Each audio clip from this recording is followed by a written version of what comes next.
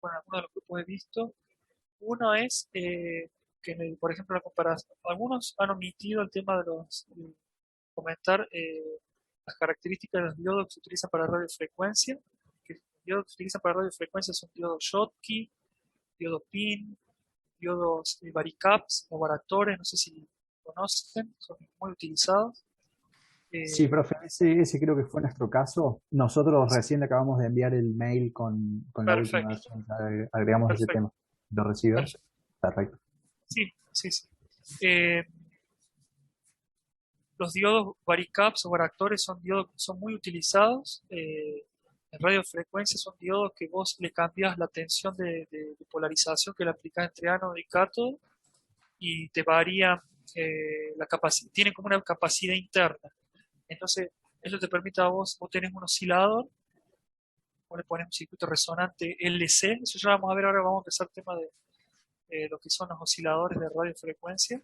Vos le pones en la parte del circuito resonante, en paralelo con el capacitor y el inductor, le pones un varicap, un diodo, y vos con una tensión de continua, le vale, qué sé yo, de 2 voltios a 5 voltios, y lo que hace le estás variando la capacidad de ese diodo, es como que usa como un capacitor ajustable. Eso, si ustedes se acuerdan lo que eran los receptores de radio antiguos, hace 50 o 60 años atrás, eran un capacitor de placa, no sé si se acuerdan que eran placas que se movían paralelas, no sé si se acuerdan que eran placas de aluminio, ¿se acuerdan de eso? Ese tipo de capacitores variables.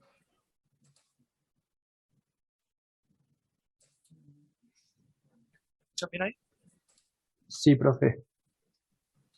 Bueno, todos los receptores actuales son de ajuste digital. Vos tenés un botón que subís y bajás la frecuencia y lo que hace es cambiar la frecuencia de tu receptor, de tu oscilador. Eso es lo que tiene en realidad, vos lo que haces vas cambiando la tensión de un diodo varicap y lo que hace es que el diodo varicap cambia su capacidad y lo que hace es que se te corre la frecuencia del oscilador. Entonces vos vas sintonizando frecuencias distintas según la polarización que le apliques a ese diodo. Entonces es importante que ustedes eh, pongan en el informe la parte de diodos y la parte de transistores. Por ahí no estaba clara la consigna. Eh, Sí, está que tienen, hablando ahí. ¿Se cierra? Ujú. lo que tienen que hacer, voy a quedar acá, Nicolás eh, Eguía, ahí está. gente, Pablo Lozano. Eh, en la parte de transistores, cuando se les pide que comparen las diferentes los transistores bipolares o de potencia, los bipolares de baja señal y de potencia y los que son FET o MOSFET para radiofrecuencia, va más que nada, no para que copien la hoja de datos de algún modelo de transistores que ustedes elijan, sino que comparen, por ejemplo, parámetros que son importantes en un transistor. Puede ser la ganancia, puede ser la potencia, el ancho de banda que tiene la frecuencia de transición. Y hay unos parámetros que son muy importantes, que son la figura de ruido. Todos saben lo que es la figura de ruido de un transistor.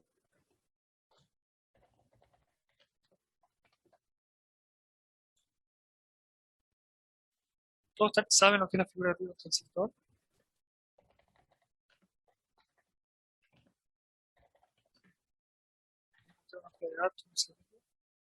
¿Están escuchando bien? Sí, profe. Perfecto. Si ustedes ven la hoja de datos de los transistores de radiofrecuencia, voy a ver cualquiera. Este se llama BFR96, un transistor que es bastante usado para osciladores, amplificadores. Estoy abriendo un segundo. Ya está. Es algo que les quiero comentar, es importante, que no me interesa a mí que me peguen la hoja de datos ni que comparen cualquier parámetro, sino mostrar, si comparto,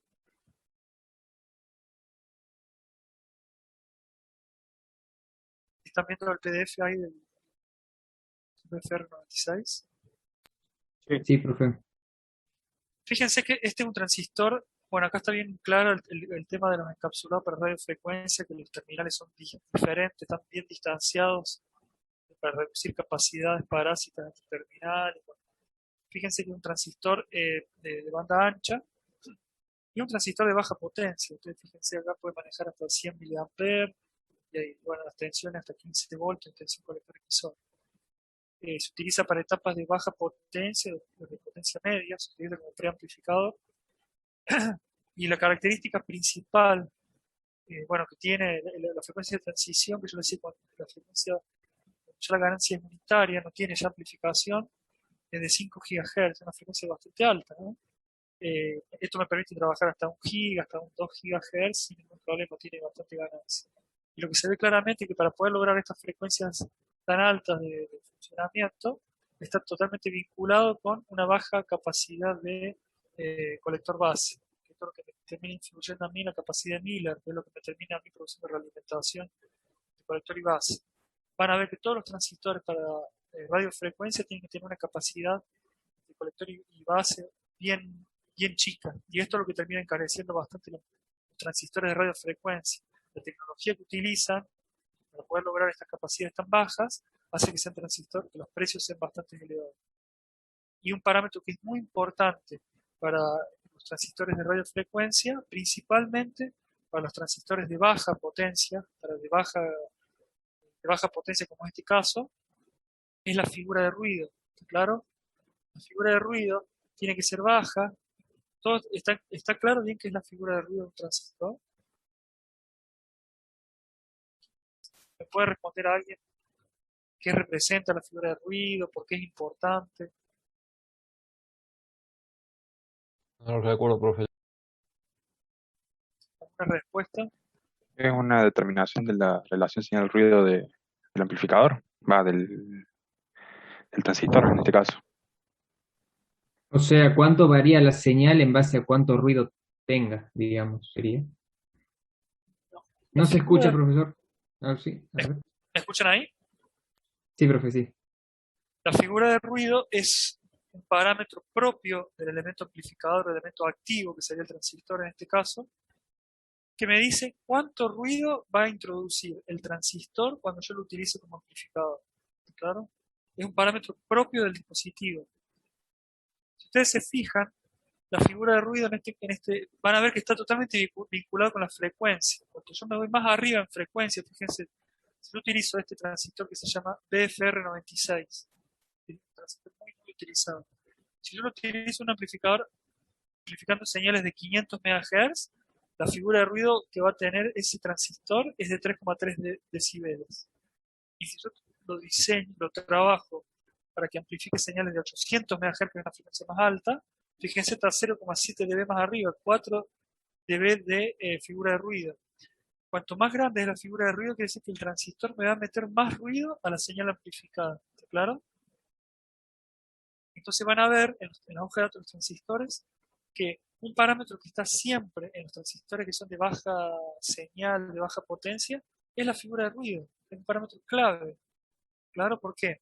Y no está en los transistores de potencia, o se la omite en los transistores de potencia. Caso típico, el 2N3866, el MRF237, los transistores de potencia que se utilizan por lo general no especifican la figura de ruido. ¿Por qué es importante la especificación de la figura de ruido en los transistores de baja potencia? Porque justamente los transistores de baja potencia son los que tienen que tomar señales de portador, señales de un oscilador, son señales de milivoltios, de microvoltios, de muy poquita amplitud, la tienen que levantar en amplitud para poder entrar después a una etapa de mayor potencia. ¿Está claro? Entonces, si yo estoy amplificando señales que tienen microvoltios o milivoltios, no puedo el mismo dispositivo generarme ruido blanco, diferentes tipos de ruido, que me lo mete el transistor, me lo mete en la señal amplificada. ¿Está claro? Entonces, un parámetro que es importante en los transistores de baja potencia y de baja señal es que tengan una figura de ruido muy baja. ¿Está claro?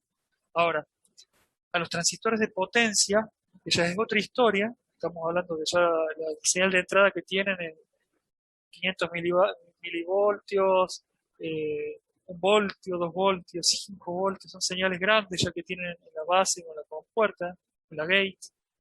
Ya no interesa que el dispositivo introduzca un pequeño ruido, ¿está claro? Lo Y ya la señal de entrada que tiene es bastante elevada, entonces que se le acople un pequeño ruido que introduce el mismo dispositivo activo, amplificador, no me afecta en nada. Entonces, por lo general los fabricantes no especifican la figura de ruido, ¿claro? Eso es algo que es muy importante. Eso lo van a ver, ahí les voy a compartir otra hoja de datos, voy a abrir la hoja de datos en BFR90. No, Profe, ¿está grabando?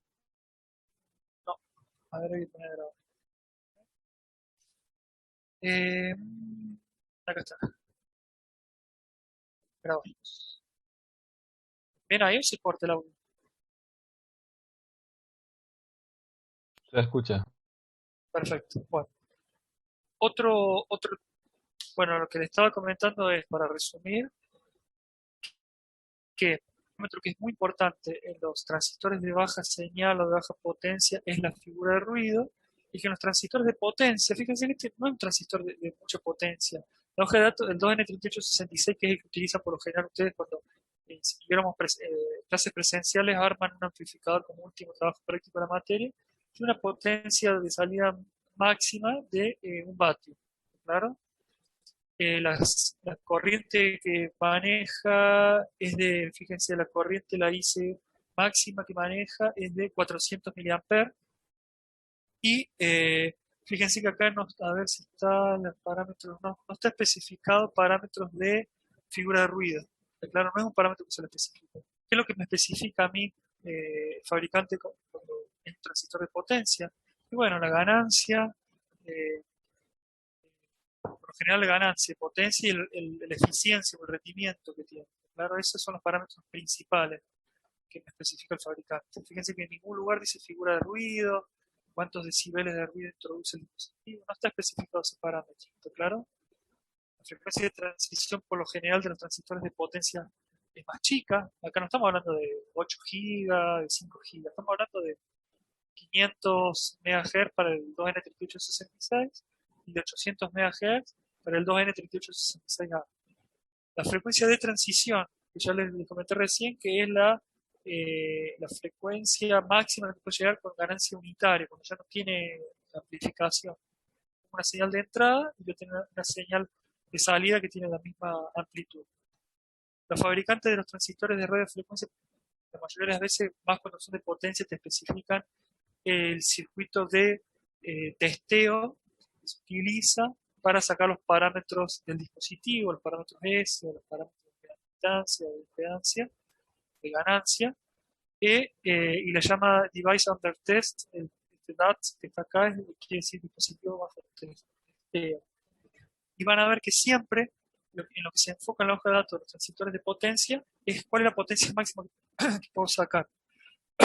Van a ver, acá lo que te está mostrando es, a medida que yo aumento la frecuencia, la potencia de salida disminuye, y a medida que yo aumento la señal de entrada, la potencia de entrada, voy a tener mayor potencia de salida, hasta un cierto límite. Fíjense, acá te dice hasta 2 vatios de potencia máxima, la configuración clase C.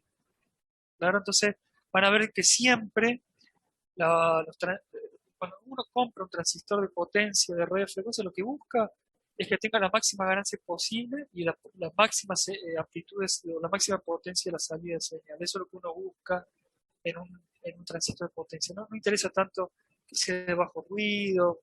Esos son parámetros, como les digo, ya el nivel de señal que manejan es tan elevado que el dispositivo, el ruido que puede introducir es lo que te dice siempre el fabricante es que trabajes con tensiones de colector emisor o con tensiones de alimentación elevadas. Van a ver que los equipos de potencia que se utilizan en radiofrecuencia trabajan siempre con tensiones, nunca trabajan con tensiones de 5 o 12 voltios, siempre trabajan con 28 voltios, 48 voltios, o sea, son tensiones elevadas para poder lograr que el dispositivo tenga la máxima ganancia.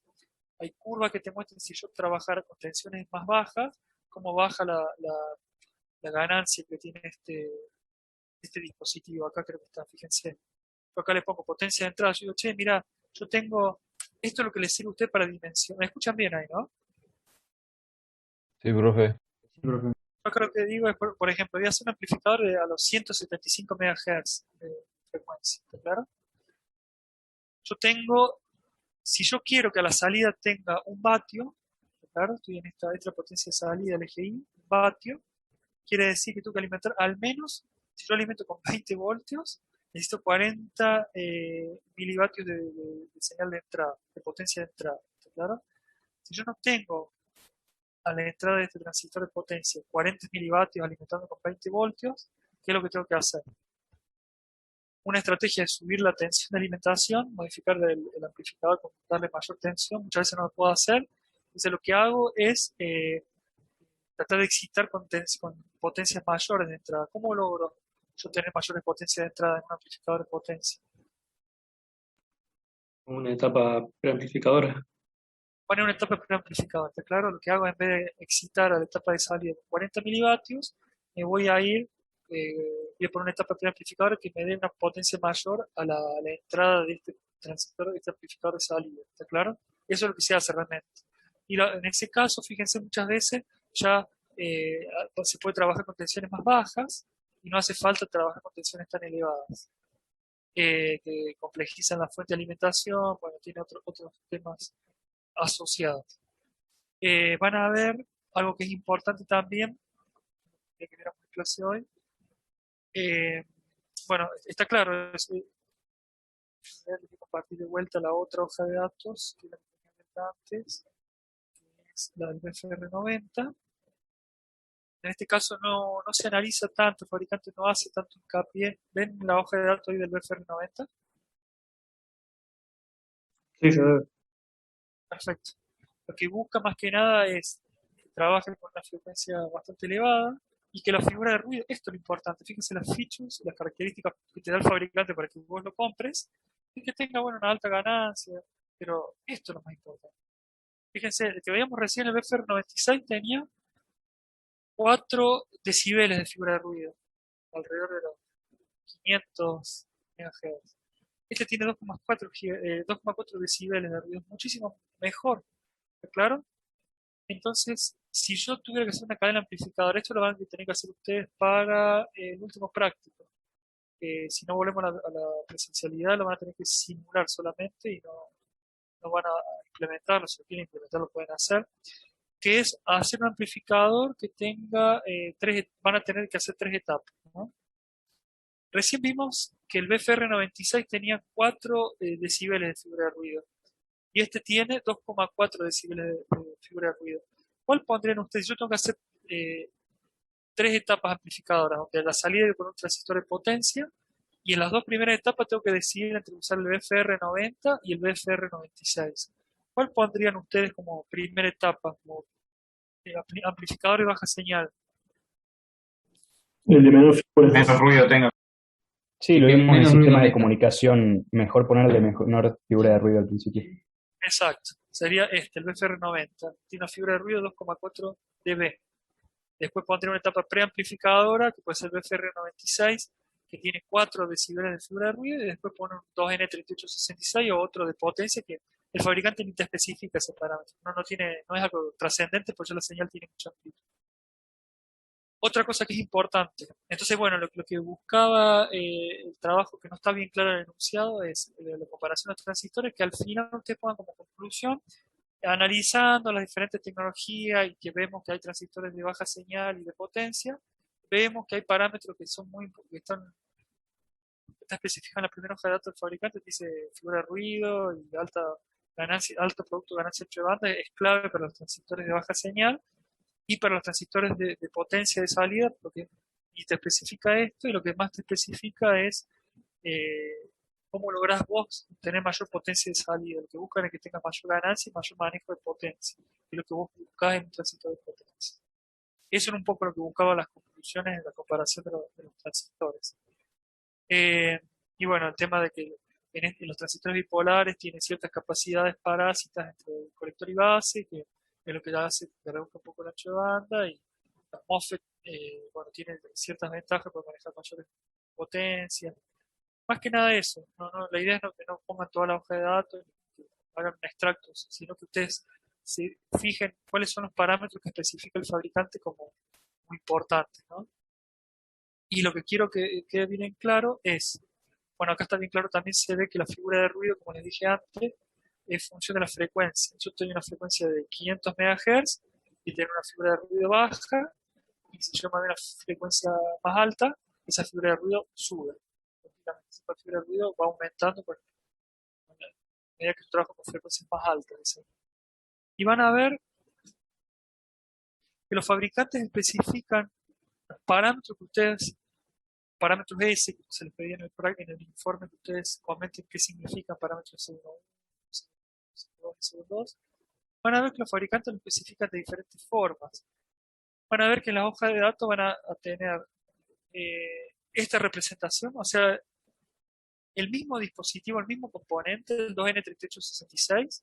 Hay hojas de datos que te lo muestra de una forma, te lo muestra en forma de tabla, en otra forma te lo muestra sobre el abaco de Smith, vos tenés que ver cómo sacas la información del abaco de Smith. Fíjense, acá el fabricante del BFR90 te dice parámetros de S en configuraciones de emisor común, que es como se utiliza por lo general a estos tipos de transistores amplificados, para una tensión colector de 10 voltios y una corriente de colector de 14 miliamperes. Fíjense que la corriente es una corriente chica, porque son amplificadores de baja señal. Y te dice, si vos lo vas a trabajar en 100 MHz, como hacemos el práctico, los prácticos de materia trabajamos por general en 100 MHz, porque lo que hacemos es hacer un oscilador en el práctico 2, hacemos un oscilador en RF en 100 MHz, y después hacemos un amplificador de 100 MHz para que ustedes vean cómo la señal se amplifica en gran medida. ¿No? Si ustedes van a trabajar en 100 MHz, el parámetro S11 van a ver que acá está especificado como módulo 0382 y una fase, menos 41 grados. Cada uno de los parámetros ustedes los sacan de esta tabla si van a trabajar en 100 MHz. Si van a trabajar a 1 giga, los parámetros que van a tener que sacar son estos. ¿Claro? Ahora, ¿cómo paso yo este parámetro S11, S21, S2? ¿Cómo yo lo convierto esto a una, por ejemplo, a una impedancia de entrada? Esto está vinculado con la impedancia de entrada, esto con la impedancia de salida. Y ahí lo que hay que hacer es una transformación. Ahí les voy a mostrar. A ver dónde lo tengo. Les voy a compartir esta pantalla. Es lo que se ve acá. ¿No? Es lo que se ve acá. Fíjense. Cuando veamos el diseño del amplificador, estas ecuaciones se las voy a compartir, o creo que están en los PDF que les compartí. Cuando vas a diseñar un amplificador, vos agarras tu transistor, lo polarizás, este es un BFR90, ¿claro? Y vos lo que tenés que hacer, vos tenés tu generador que tiene una impedancia de salida de 50 ohms, y la carga a la que vos vas a excitar con tu amplificador tiene 50 ohms de impedancia. Ahora, cuando yo calculo la impedancia de entrada del transistor y la impedancia de salida del transistor del amplificador, es por lo general un número complejo. Entonces yo no puedo conectar directamente el generador de 50 ohms de impedancia de salida con la entrada de este transistor que tiene impedancia de entrada compleja y totalmente distinta. ¿Qué va a pasar? Se van a producir reflexiones, va a estar desadaptado, a lo largo va a haber ondas incidentes reflejadas y se va a terminar dañando el dispositivo activo, el amplificador. Me va a dañar los componentes. Entonces lo que se hace es lo siguiente. Se le pone una red de adaptación de entrada y una de salida, que en definitiva lo que termina siendo es un circuito, es un filtro, es un circuito en este se llama T, un capacitor de entrada, una estructura masa y un capacitor de salida, o esta otra forma, o puede ser L, hay diferentes tipos. Sacaste el generador, pasa por este filtro o este circuito de adaptación, y acá tengo la entrada del transistor del amplificador. El generador B, que tiene una impedancia de salida de 50 ohms, ve hacia este lado 50 ohms de impedancia de entrada, si usted lo calcula, esto le da 50 ohms, y el transistor B para este otro lado, que tiene la impedancia compleja conjugada de su impedancia de entrada. Entonces como que está todo en equilibrio, todo hay máxima, el generador B 50 ohms, y el transistor tiene a su entrada B hacia la fuente su complejo conjugado, para que haya máxima transferencia de energía. Entonces, lo que hacen ustedes es entrar, por ejemplo, a la hoja de datos del BFR96, que la teníamos abierta acá, se lo puedo compartir, está el BFR96, está acá, me voy a acá, fíjense, esto era para 10 voltios y creo que eran 14 miliamperes, a ver, Bueno, a ver, me fijo en este PDF que estamos viendo recién, la impedancia, la tensión y la corriente son, la tensión es de 5 voltios y la corriente es de 10 miliamperes. Entonces, ¿están viendo ahí la tabla? Sí, se ve. ¿Están viendo la tabla ahí? Sí, sí, se ve. Sí, Sí. profe. ¿Me escuchan bien ahí? ¿Se durmieron? Se ve, se profe, escucha bien se ahí. ve bien. ¿Me escucha? Nos oye.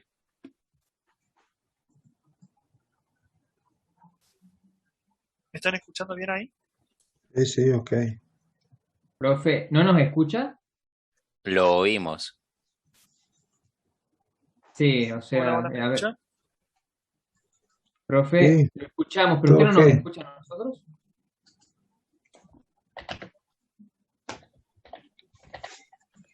¿Qué queremos? Puede ser porque tengo muchas cosas abiertas. A ver. ¿Ahí me escuchan? Sí, Y profe, Profe, ¿nos creo que oye? me escucha. No me escuchan. A ver, me voy a desconectar, yo vuelvo a entrar. A ver, ahí salgo. A ver, asignar a Rubén Hipóliti, cargado, y esa yo.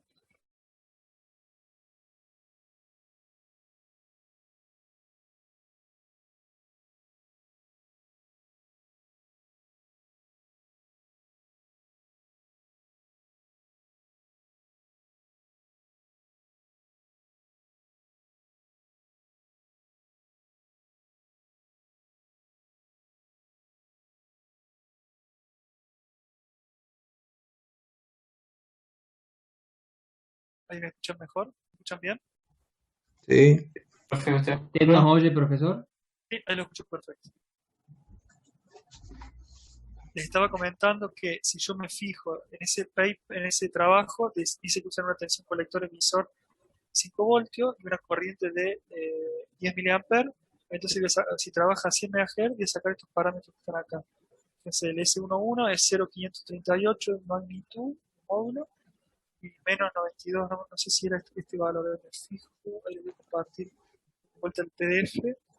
Y acá estoy, fíjense, para 5 voltios y 10 miliamperes, 100 MHz, saco de la hoja de Ah, sí. datos, por ejemplo, el parámetro S11, que está en magnitud y fase, menos 95 grados, y el parámetro S22, que me sirve para calcular impedancia de salida, 0,58 magnitud, menos 48 grados de fase.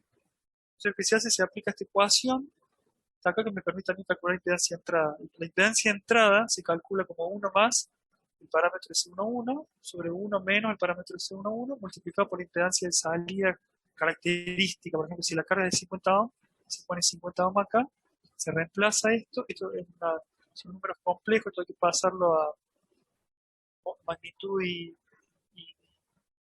módulo y fase, se lo pasa a número complejo, se hace este cálculo y te da la impedancia de entrada, que en este caso es de 27,42 menos J37, y la impedancia de salida, esta es la ecuación para el parámetro C22, te da otro valor. Fíjense que siempre, ¿qué tipo de impedancia de entrada y qué tipo de impedancia de salida ven ustedes acá?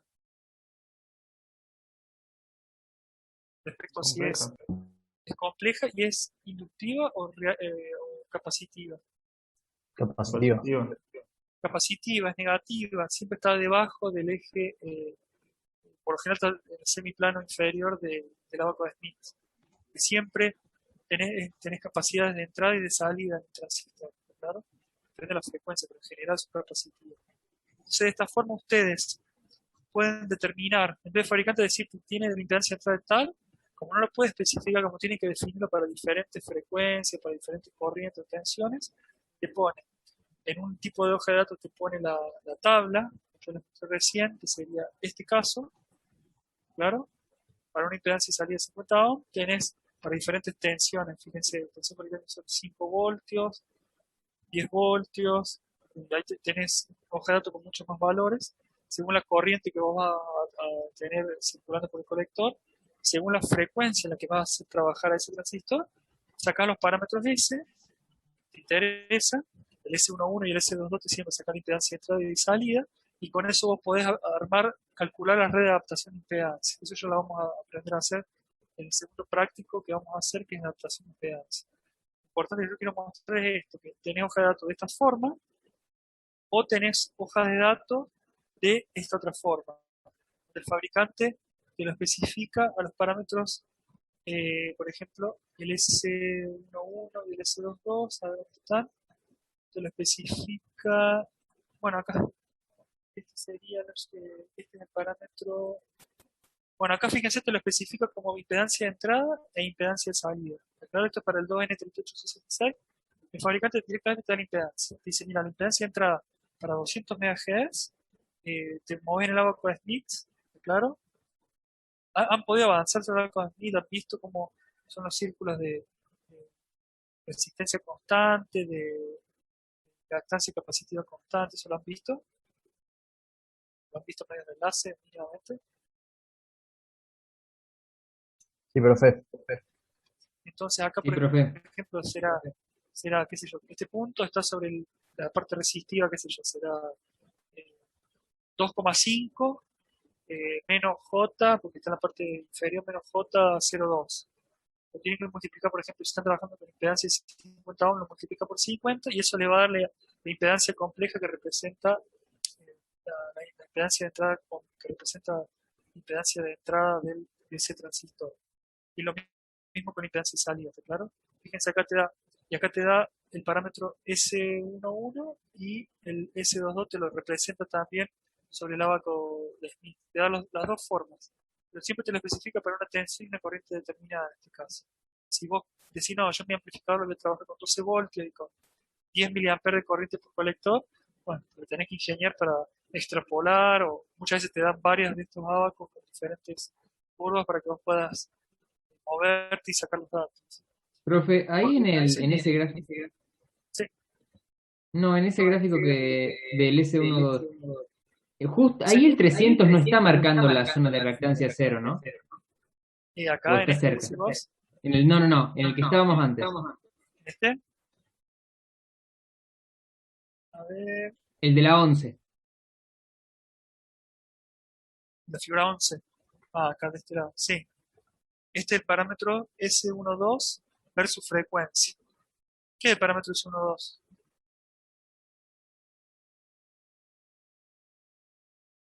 ¿No es la ganancia, profe? Es la inversa, es cuánto me aparece en la entrada cuando yo le aplico a la salida una señal. ¿Es deseado en un amplificador eso? No. No. No, Lo que uno busca ganancia con un amplificador. exacto, lo que buscamos es que tenga una buena ganancia, que el S21 sea grande. El S12 por lo general, una vez que es chico, tiene valores muy chiquititos, pues justamente es algo no deseado. ¿Cuánto se me realimenta hacia la entrada de lo que yo tengo a la salida? ¿Cuál era la pregunta? Que a 100 MHz es muy baja esta realimentación, y a medida que yo subo la frecuencia, por una característica propia de que tengo un capacitor parásito entre colector y base, me aumento la frecuencia se me va a realimentar un poco más el entrada.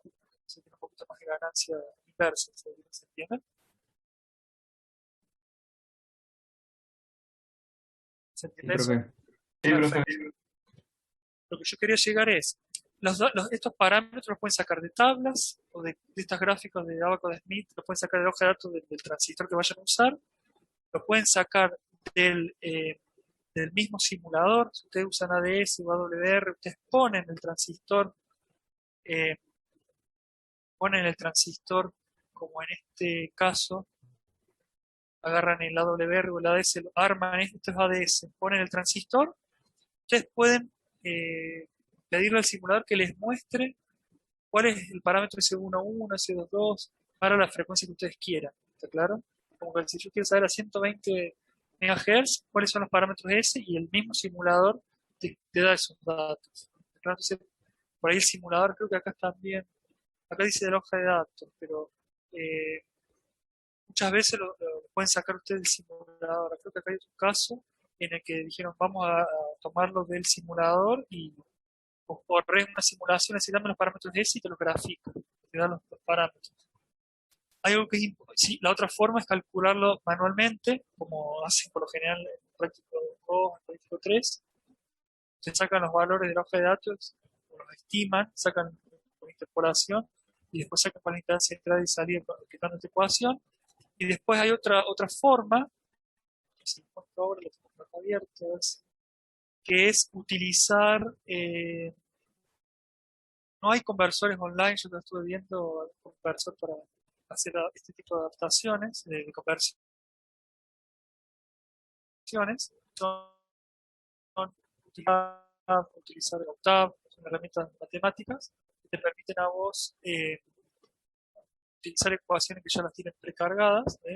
Esto, por ejemplo, es un programita que te permite a vos, se llama S2S, te permite a vos, en función de los parámetros impedancia, salida, sacar los parámetros S o al revés. Lo que hace es implementar las ecuaciones que hemos visto anteriormente.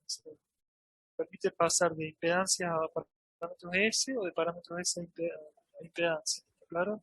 Es utilizar herramientas de tipo MATLAB. Otra cosa ¿por qué también es tan importante los parámetros S?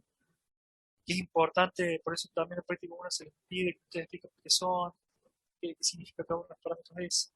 Porque cuando ustedes van a hacer un amplificador en radiofrecuencia, hay un criterio, que se llama criterio de estabilidad, que es que cuando yo diseño un amplificador, yo lo que quiero es que la señal que yo le aplique a la entrada me la amplifique y me la saque a la salida.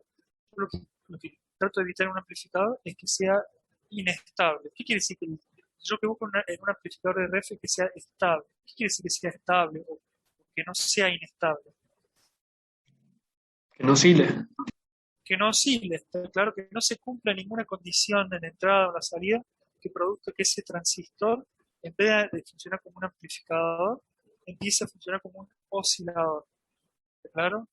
Criterio de oscilador, bueno, hay 3 criterios distintos, ya la vamos a ver seguramente en la próxima clase o la otra, que ya está trabajando con el TP2, es que no se produzca ninguna oscilación, ninguna que entre en resonancia, que yo este transistor que está acá, por ejemplo, el BFR96, el BFR90, el 2N3866, cualquier tipo de transistor para radiofrecuencia, yo lo puedo utilizar como amplificador o como oscilador.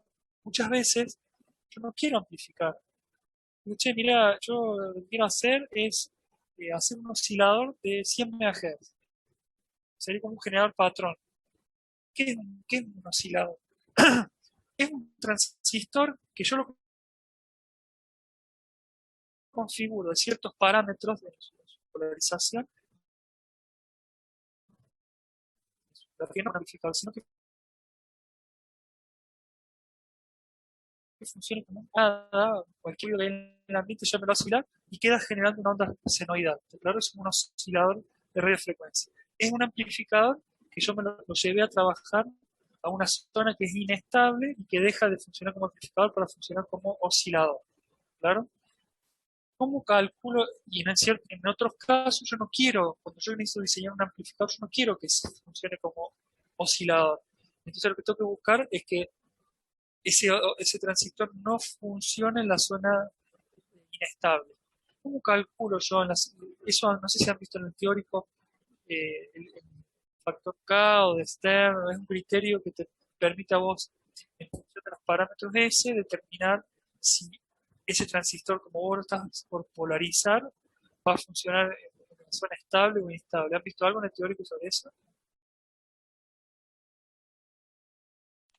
¿No es con la función de transferencia y polos, eso? Ok, esa es una forma.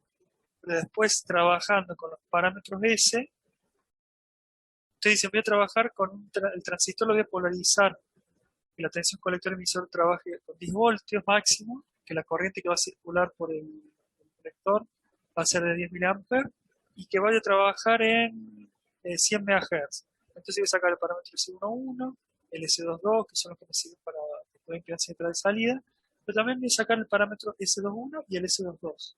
Claro, saco todos los 4 parámetros.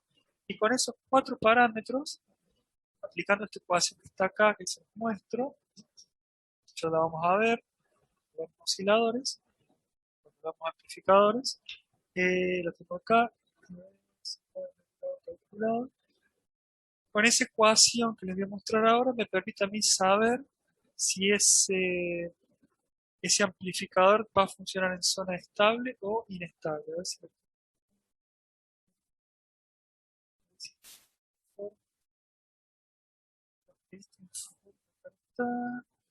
un poquito más adelante, porque no es parte de este práctico, y les abro otro PDF, déjenme un segundo.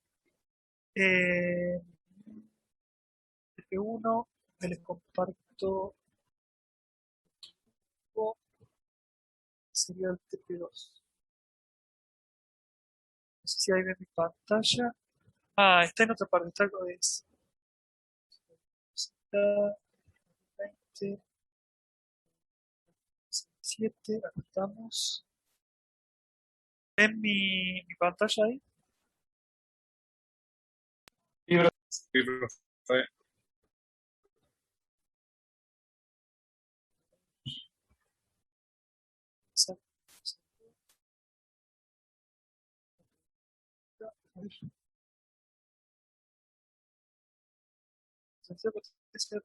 Tampoco especifica la capacidad. Claro, lo especifica por lo general los transistores de baja señal. La función de potencia por general no especifica la capacidad que hay entre colector y base, colector de... A ver, ahí les comparto.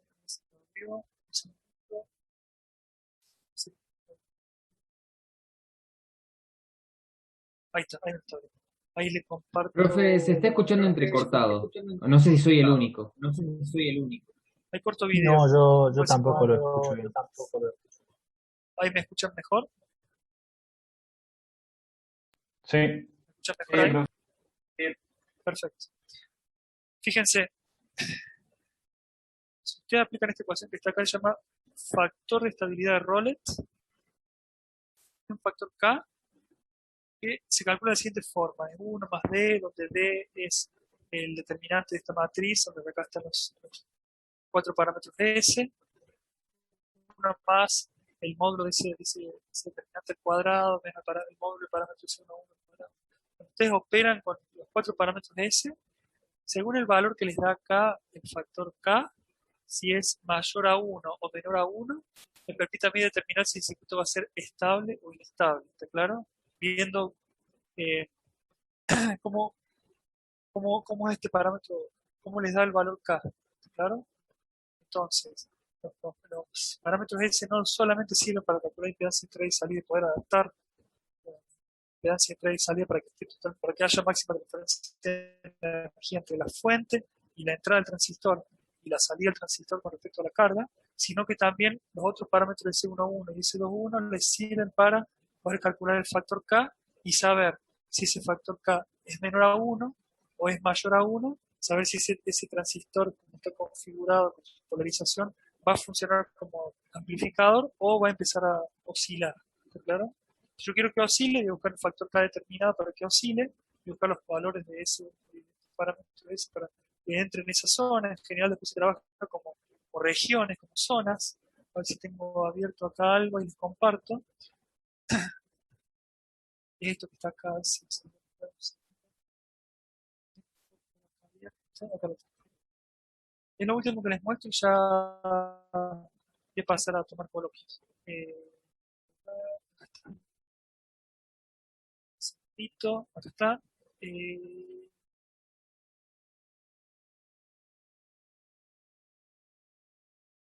Compartir. ¿Están viendo mi pantalla ahí? Sí, Sí, profe. profe. Este es un PDF muy viejo, muy viejo, muy viejo, que es Packard, que se basa después de varias de las otras aplicaciones que les compartí.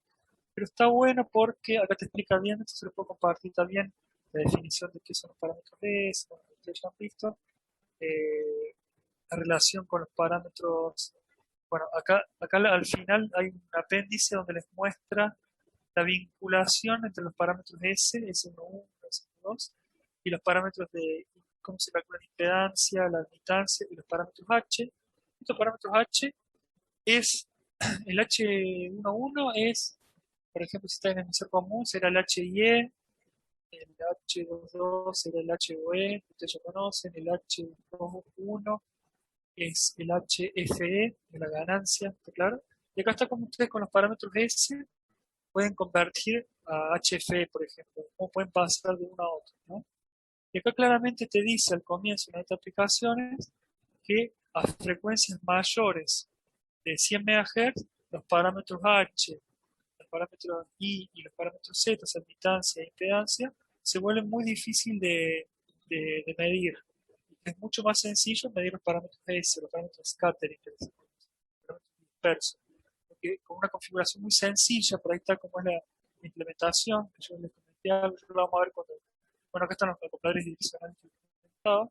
Es más fácil, en vez de estar midiendo impedancia de entrada, los parámetros H, directamente usted pone un generador de señal y se emiten una señal y se fijan cuánto es lo que retorna y pueden sacar el parámetro C11, al revés, y ponen una señal a la salida y se fijan cuánto retorna con la computadora adicional y pueden sacar el parámetro C2. Es mucho más directo para medir y hacer barrido, ¿está claro? Entonces se utiliza mucho eso. Estos son un poco yo lo que había mostrado, que por diferentes frecuencias los parámetros S van variando. Y algo que es importante también, esto lo que les quería mostrar, es que, por ejemplo, van a ver que hay muchas, esto lo van a ver con oros, lo van a ver en la parte de amplificadores, de estabilidad, que hay círculos, según vos decís, che, mira, si yo trabajo, al transistor ese le hago que trabaje con 20 decibeles de ganancia, una ganancia elevada, todos los parámetros determinados S11 o la estabilidad cae en esta zona. Y si yo trabajo con menores ganancias más chicas, son, según como yo configure, las adaptaciones son puntos que pueden caer dentro de este círculo. Ahora, si estos círculos caen afuera del abaco de Smith o en ciertas regiones, me dicen a mí si se puede comportar en forma inestable ese amplificador. Entonces yo, analizando estos círculos, ya lo vamos a ver, no quiero adelantarme, según en qué región caen, o se van del abaco de Smith, me permiten a mí saber si ese amplificador va a trabajar en una zona inestable, va a estar muy cerca de la inestabilidad. ¿Qué quiere decir? Y que me va a decir que si yo le doy mucha ganancia a ese transistor, va a tender a ser inestable. Va a tener tanta ganancia que en ciertos casos, en ciertos valores de impedancia o desadaptaciones, se me va a ir a la inestabilidad, va a empezar a oscilar.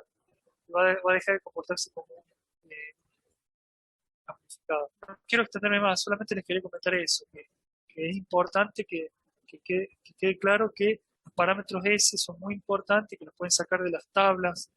Los fabricantes te especifican en tabla estos parámetros para poder sacarlos y hacer los cálculos de adaptación, o que te lo dan en un abaco de Smith y vos tenés que moverte en el puntito según la frecuencia en la que vos querés trabajar y sacar, si voy a trabajar en tal frecuencia, entonces te movés, que el parámetro es el SOE, sería como el parámetro es el S22, vas a trabajar en esos 500 MHz, entonces bueno, sacás los parámetros podés compartir esto con impedancia, una Z o una impedancia de salida y puedes hacer calcular los adaptadores de impedancia. Vamos a cortar acá, voy a seguir con los coloquios, a los grupos que quedamos para mañana, otro día, yo los coordino por correo electrónico los otros coloquios. Vamos a hacer una pequeña pausa de 10 minutos y bueno, ya que ahora les paso los enlaces o lo que vamos a hacer, que los grupos que tienen que dar el coloquio, que yo ya les avisé, que se queden online para 10 minutos. Ya les Profe, ¿a qué grupo le toca primero? hacer algunas preguntitas. Deje de grabar, por cierto. ¿A qué grupo le toca primero? Deje de grabar, por cierto. Sí, voy a importar el grupo, a ver, un segundito.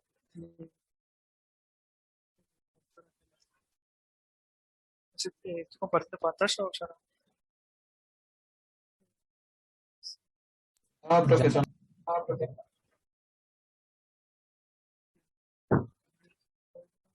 Y profe, sigue grabando la,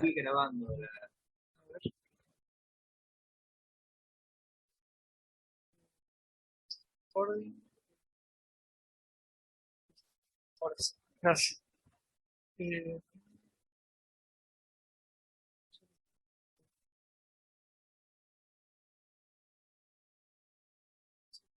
Creo que es el grupo.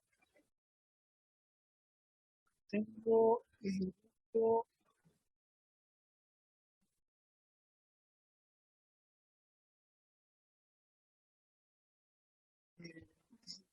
De Fernández, 7. ¿Puede ser?